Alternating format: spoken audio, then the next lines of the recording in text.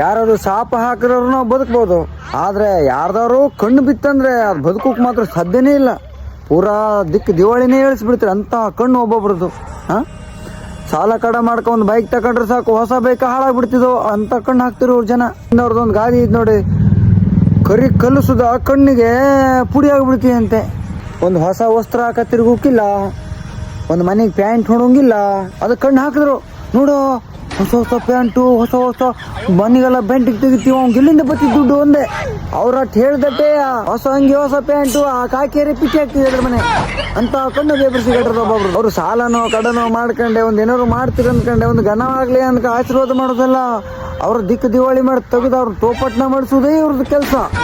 ತಾವಂತೂ ಬೇರೆ ಉದ್ಧಾರ ಮಾಡೋದಿಲ್ಲ, ಅವ್ರು ಉದ್ಧಾರ ಆದದ್ದು ನೋಡಕ್ಕೆ ಇವ್ರು ಕೂಡ ಆಗೋದಿಲ್ಲ, ತಾವು ಉದ್ಧಾರ ಆಗೋದಿಲ್ಲ. ಇವ್ರು ಮತ್ತೆ ಅರ್ಧ ಆಯ್ಸಲ ಹೋಗಿ ಸಾಯಿವ್ರೇಯ, ಬೇರೆ ಕಣ್ಣಾಕೆ ಇವ್ರ ಕಣ್ಣು ಹೊಡೆದು ಹೋಗುದೇ. ಇವ್ರ ಕಣ್ಣಲ್ಲೇ ಮಣ್ಣು ಬಿದ್ದು ಹೋಗ್ಲಿ ಬೇಗೆ. ಅವ್ರ ಕಣ್ಣು ಬಿತ್ತು ಇವ್ರ ಕಣ್ಣು ಬಿತ್ತು ಅಂತ ದೃಷ್ಟಿ ತೆಗಿಸಕ್ ಹೋಗುದಲ್ಲ, ಕಣ್ಣು ತೆಗಿಬೇಕು ಬಾಯಿನೂ ತೆಗಿಬೇಕು ಅವ್ರದ್ದು. ಇಂತ ವಿಷಕಾರಿ ಹೊಟ್ಟೆ ಕಿಚ್ಚ ಅವ್ರದ್ದು. ಮ್ಯಾನ್ ಮೊಕ್ಕದಲ್ಲ ಮಾತ್ರ ಏನ್ ನಗ್ಯಾಡ್ತೆ ಚಂದ ಮಾತಾಡ್ತಿರಿ, ಅಲ್ಲಂತ ಮಾತು ಒಬ್ಬೊಬ್ಬ ಹೇಳ್ಬೇಕು. ಇವ್ರಿಗೆ ಉದ್ಧಾರ ಆಗು ನೋಡೋಕೆ ಆಗುದಿಲ್ಲ, ಅವ್ರು ಸರ್ವನಾಶ ಮಾಡೋದೇ ಅವ್ರ ಕೆಲಸ. ಅದಕ್ಕೆ ನೀವು ಎಲ್ಲರೂ ತಿಂಗಳಿಗೆ ಒಂದ್ಸಲನೋ 2 ತಿಂಗಳಿಗೆ ಒಂದ್ಸಲ ದೃಷ್ಟಿ ತೆಗಿಕಂತ ಉಳಿರಿ.